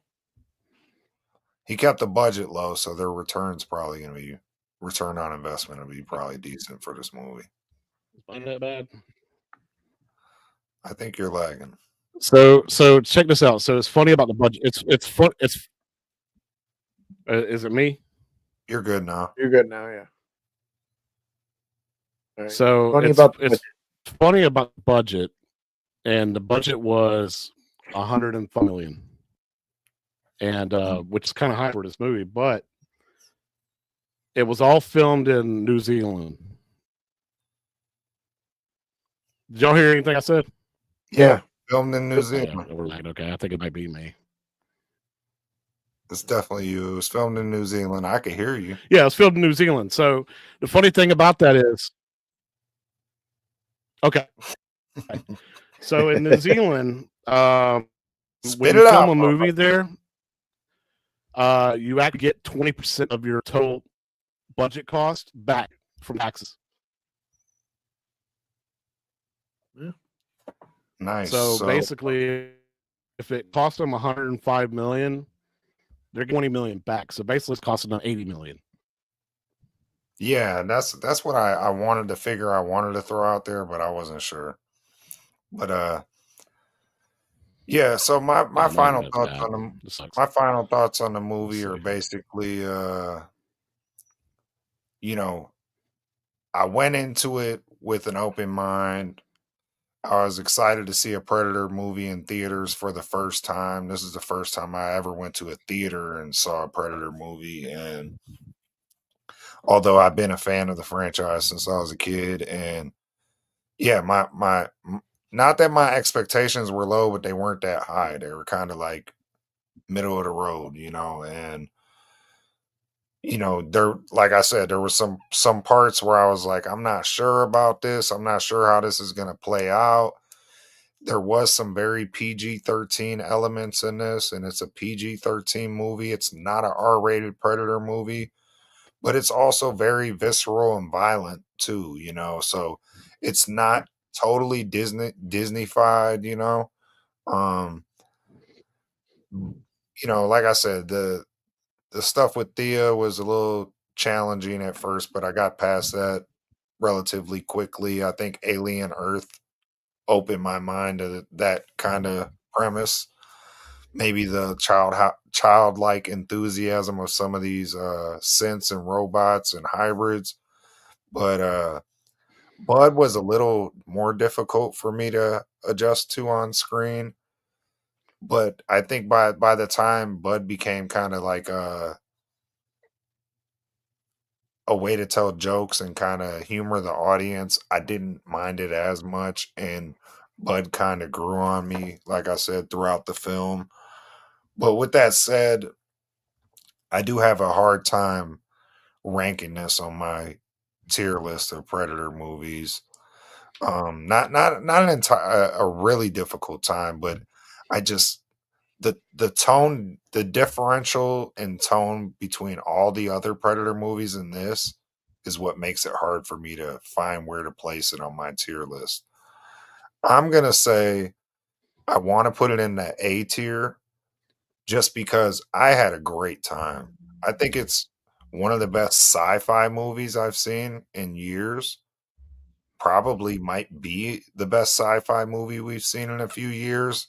I'd say it's the best written Predator we've ever seen, and that puts it up there.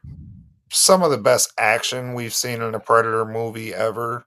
I mean, it's almost nonstop. Like I said, it's just it's a feast for the eyes just to watch this movie. Just sit back and just from the Predator like motorbikes he's riding to the action scenes with them fighting, the brothers fighting to, fighting the callus to, the big power loader type machine. Oh, we forgot when it fought that squid thing or whatever, and chopped down the tree and ran up along it.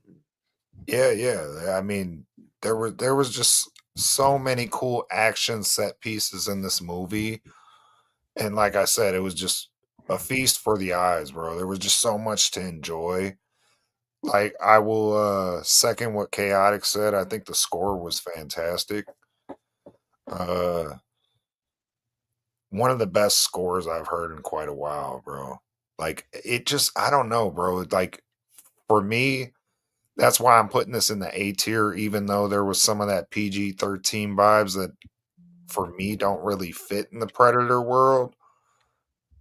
It was still like it was such a good movie in general, and it also, like I said, with the score being so good, what I was getting at was like it opened up like a whole new world to me where it was like, oh, this is like its own Star Wars in a lot of ways. Mm-hmm. Like I've always known Predator was a strong franchise, but this is literally an untapped Star Wars universe where you can make up any aliens you can come up with. You can add it to the lore as long as you stick to the basic kind of Predator lore. You could tell millions of stories in this universe. The female predators, the male predators, there's so many different types of predators.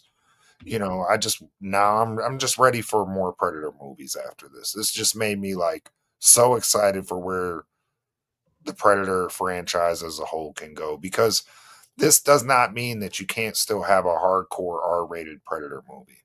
No. You can have a horrorcore, Predator movie still, and have a whole different director, some Blumhouse kind of director, come in and make some badass visceral horror fucking Predator movie still. And then you could still have a Badlands too, where you could take your kid to, and I loved it. So even with the little nitpicks I did, I think this movie's I want to say a 9 out of 10 right now for me. I mean, I can't think of nothing I disliked other than the fact it was somewhat jarring being a Predator fan with Bud and stuff like that. But outside of Bud, I loved everything else. And I didn't dislike Bud. It was just jarring at first for me. Like, oh man, we're doing this in a Predator movie. And then after a while, the character grew on me, Mm-hmm. Well, especially after you found out when it's grown, what it could do. Yeah, It's right. like, oh shit, this thing's gonna be Yeah. not It's now it's goofy just now, funny. but it's going to be a monster soon, Oh yeah. So, yeah. It looks And like it was half trained already. bro, if this is what if this is the kind of cinema I get to see when I pay to go see a Predator movie in theaters, they got my money. Take my money. You know what I mean? Yeah. So, what's your score, Unc? Um, I gotta give it an 8 just because of the goofiness. I think everything else was good, and but like I said in previous episodes, is that like not that Prey wasn't bad. It was a good movie, but like I think since Killer of Killers, you just kind of see that direction and that lore coming out and a lot of the background stuff that normal people who just want to go see a good movie get to see, and then actually get a good movie along with the lore. So yeah, and I give it a solid 8. That's why I said it's definitely A tier because of the direction that it's moving the whole franchise to. Yeah, I think the reason why I'm giving it a 9 over an 8 is it's like the first movie, like I said, where the protagonist is the Predator. And we've never got that before. And they did a hell of a job doing it for the first time. And yeah, you got some goofiness in there. And no, it's not R rated, but it really didn't need to be R rated. It was Well, you did visceral. it right with the green blood, because Yeah. it's not human blood. So I mean, it's aliens. You could, Yeah. purple blood next time. Who cares? I mean, yeah, for me, it's just something. It's so refreshing in the Predator universe. It's not the same old tropes. The Predator coming somewhere hunting its prey. Even Prey did that, and Prey was refreshing. This was all new, bro, and very, very, very cool. So, Chaotic, what's your score out of 10? So yeah, I was gonna give it a 8.5.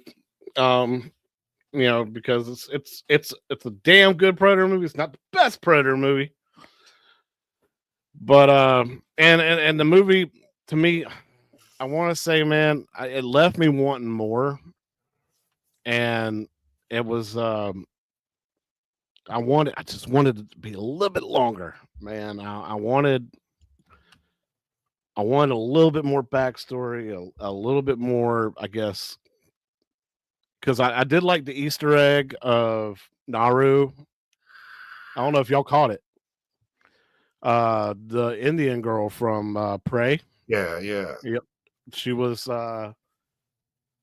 on the choosing screen or Yeah, whatever for what he who was to going to hunt. choose. Yeah, who he was going to hunt.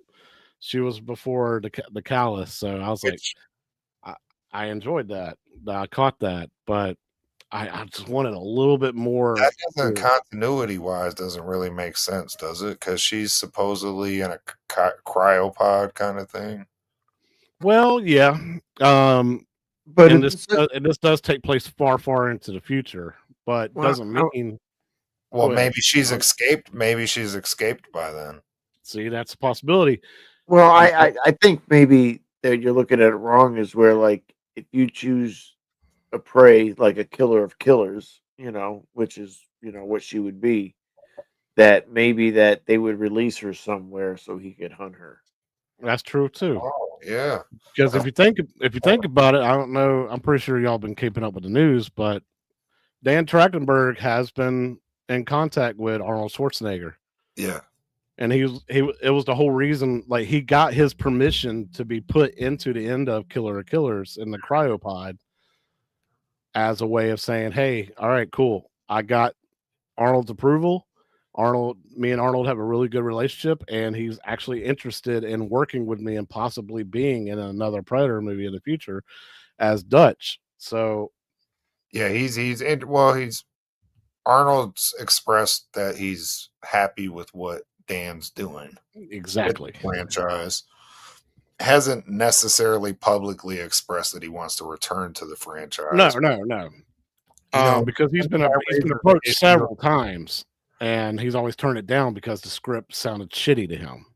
yeah, or he was on his governor run too. He was supposed to appear in Predators, and he was doing his governor run. Yep, and it was also supposed to be in the ending of the Predator for Shane Black's movie. Yeah, or then maybe that was his governor run during that. Um, he turned that one down. Period. Oh, Just like okay. didn't make sense for Yeah. him. Predators was his governor run. But like I said, that poses the issue where they're gonna have to de-age him if he's in a cryopod, and we've already seen they had a very tough time doing that in Terminator. So if Yeah, they it wasn't good. but if they can do it as good as they did it in that Genesis scene where they had the young John Connor, because that was a good fucking scene. Like, Yeah, people might not have liked how that played. I'm just talking about the CGI. yeah, I totally bought that as a young John Connor. So yeah. Absolutely. Now, what if they, like you're saying, okay, you can hunt these guys. Well, I'm not, that what wasn't. what if Dutch has been hunted so many times that he actually did age? A little Well, Or bit, he can come back as old. Shit. we you know. well the thing is, Killers takes place in the past, so he may have aged between now and then whenever he appears. Another thing I was thinking was, like, you got all these you know Predator movies in different timelines, but you could jump ahead in 100 years, 200 years in the future, and have a futuristic Predator movie eventually, too. So Yeah. where they even have more futuristic tech by then. Yeah. But so you're giving it a 8.5 chaotic? Yeah. There's some more stuff I wanted from it, but it was a damn good movie. And if you haven't seen it, go see it. And if you've seen it once, it's worth seeing again. So that's just how I feel about it. I love Badlands. I couldn't recommend it more. Even if you're not a Predator fan, I would say just go see it. It's a day one buy Hey, when it comes out. now, chaotic. Did you know anything about the storyline when you first seen like the trailer? Did you like get into it, like what it was about, or like had any clue it was going to be like this? No. I knew Because that. like I said, when I seen the trailer the first time, it was like I thought they were hunting him, like he did something. And Right. that's what I was thinking the Right. whole time. And And then when I went in there and seen, it, I'm like, what the fuck is this? well, and then by the second trailer, you had her explaining, voicing over saying you've come to this planet to hunt something that's unkillable.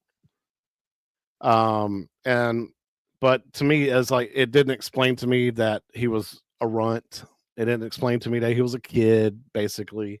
I had You know, already heard like a basic synopsis just doing this show, so I kind of knew what it was gonna a little bit, the premises of what it was. So I kind of knew what it was going in. Um, and then with the PG-13 rating, I expected a little bit of goofiness, yeah, under the Disney banner, kind of, even though they're still calling it Fox, 21st Century Fox or whatever. 20th Century Fox Studios is 20th Century Fox, yeah. So, yeah, I'm happy with it, bro. Like, look, bro, like, we could be getting. There was a point when I think it was what, a 17-year, 14-year span of no Predator movies. Between two and Predators, I think. yeah, And the goodness we have got in the past couple years is between Prey, Killer of Killers, and this is incredible. I would argue surpasses what Alien has done under the Disney banner. yeah. I think Alien's still heating up, but this is already hot. Out the gate smoking, like everything's been a banger. Prey was a banger, Killer of Killers was a banger. This is a banger. Yeah. A PG-13 banger, but a banger nonetheless, in my opinion. Yeah. So like I said, I recommend everybody go check it out. If you're not a fan of Predator, you will be at the end of this movie. If you are a fan of Predator, I think you'll still enjoy it. Any final thoughts y'all got? Anything y'all want to say? No, just go check out the movie for yourself. Make your own opinion. Yeah, my one final thought I will throw in there, that one scene I thought was hilarious, where the humor really worked for me, was when Thea, I'm saying her name right? Yes, Thea. Yeah, Thea, when her lower half was running around, it was just her legs and her Yeah. ass running around. That was pretty funny. She was I was kicking thinking, ass with just her lower half. I was thinking Mac would definitely hit that. Oh, he said he would in the He, theater. He was looking at it like, I want some of that. he tapped you in the theater and Yeah. told you he would hit Just you. the lower Oh half. yeah. He's like, that's all I need. Sounds like Mac. That's funny. So there was one joke in the movie that fell flat for me, but it made my wife bust out laughing, and it was the part where Thea was trying to figure out how to break the callus, out of its cage, like with codes and stuff. And that security robot walked up to her, says, "What are you doing?" And she like quickly changed her face to look more like Tessa, and trying to explain to him, and he's like, "That ain't what you told me about 10 minutes ago." And then Bud like rolls up, says something, and she looks at Bud and goes, "What she said?" And then the security robot like looked out like, "What did she say?" And then Theo was like, "I don't know." Yeah, I was like, that fell flat for me. I was like, that was pointless writing. Like I didn't know that, like kind of like she like winged it. But was it because your wife laughed at it? Like, Oh god, she thought it was hilarious, but I was just like, well, Yeah. kind of pointless there, but might be funny for someone else, not for you. right. But yeah, I thought the writing was great. Whoever did the script, I thought it was great. Cinematography was great. I thought the CGI was great outside of maybe the first 10, 15 minutes of the movie. Yeah. And here you see too is you got a lot of dark scenes in this movie that you could actually know what was going on, unlike Requiem. Yeah. Oh my god, fucking Requiem. Ugh. Yeah. Real quick, Chaotic. What would you score the original Predator out of 10? No, that was a 10. Okay, Predator 2. Predator 2, about a 7. He's got a list on the side of Yeah, I went ahead and put it in the chat. Like that was my tier list.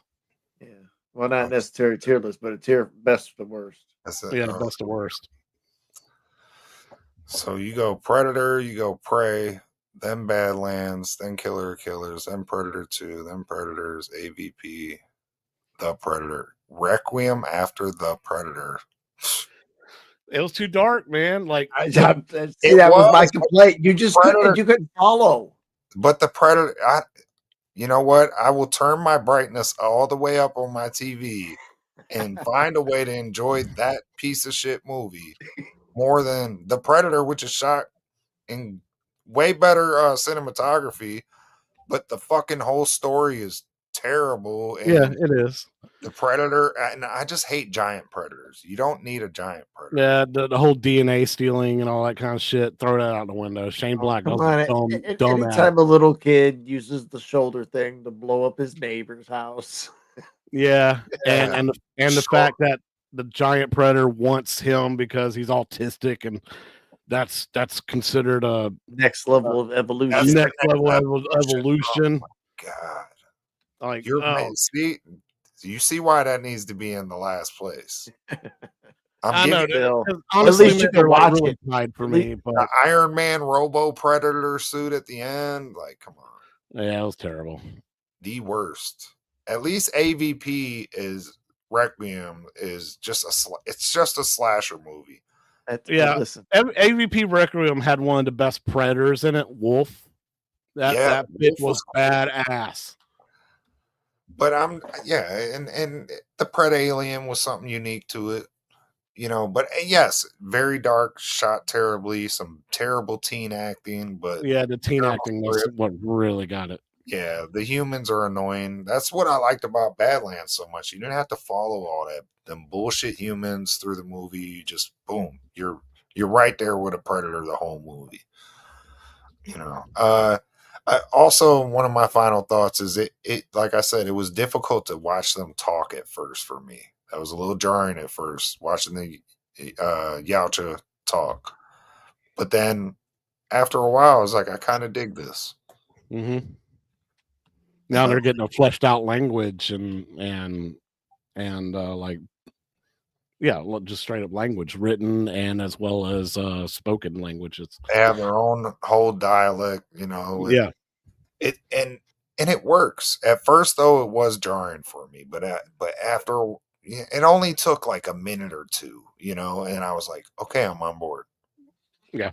But at first, I was like, no, that's not how they, you know, it's not how I've ever seen them talk. But I want to see the evolution of this character, and it worked for me. And the guy that did the language for them, did you hear about that? Chaotic.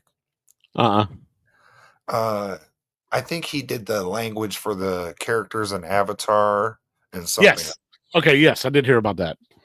Yeah. What was the other movie? It was Avatar and something else. Probably Lord of the Rings. No, it couldn't have been Lord of the Rings because Token did all that on his own. It was something. It was something else with some kind of whatever foreign creatures. It might have even been the Talokan from Black Panther, the Atlanteans, or whatever. That sounds about accurate. Yeah. So #1 movie in the world. Y'all go check it out. We appreciate y'all checking out the stream. We appreciate Chaotic coming in and filling Mac's seat. Pause for the show. I'm not feeling anybody. No, we definitely appreciate having a third player to bounce off on the stream, though. And Yeah, well, especially someone who has, you know, the names and a little bit more grasp on the lore. yeah. Oh yeah, I was all about the lore, man. I was studying that stuff, hands down, like doing my own work. Yeah, you're definitely knowledgeable about the subject, and that's cool, man. I appreciate that. And it's cool because I remember, you know, talking to you about Yo Hero when we were first getting started, and a lot of it was going to be comic book based, and you're like, that's not really my thing, but I'll check it out. And it's cool to see that we brought up a subject that you were enthusiastic about, you know, coming in and guest co-hosting with us. So I appreciate that, bro. Hey, Chaotic, you've been seeing any of the Predator, like Marvel, Predator, Spider-Man, Predator, Wolverine, and stuff? I've seen that some of that stuff. I haven't dove into it. Yeah, it's but it'd be interesting to learn more about it. One of my favorite comic books was like that kind of crossover type stuff was Predator versus Batman. Yeah. Yeah, I Oh, was gonna say like, he does some more DC guys, I think, too. Yeah. They got a crazy one where the Predators kill the Marvel universe, and it ends up oh, happening that like Craven ends up helping the Predators or something. So Mm. Oh, that's cool. Marvel's. Yeah, I gotta check that out then. All right, so yeah, thanks for everybody who came by, checked out the show. Drop a like for us, please. If you're watching, hit like. It's free. Don't cost y'all nothing to hit like. Hit subscribe. Chaotic, we doing a show tomorrow? I don't know. We ain't got no We ain't patch. got we ain't got nothing to review, but if you want to talk about the new pinball machine and the Steam stuff, let me know. We'll do a show tomorrow. Yeah, we could probably do that. We have Just to do a chill and chat kind of deal. we'll figure something out. Let me yeah, I'm gonna hit you on the Discord about that. But shout out to everybody who came by tonight. Penny in the chat, G in the chat, Fresh in the chat, hit us. Hitters Entertainment in the chat, Chaotic jumped in the chat and then jumped on the live stream with us. Appreciate that. Appreciate that. Mac, you could have joined the chat, you son of a bitch, right here on Yo. Hero and retro.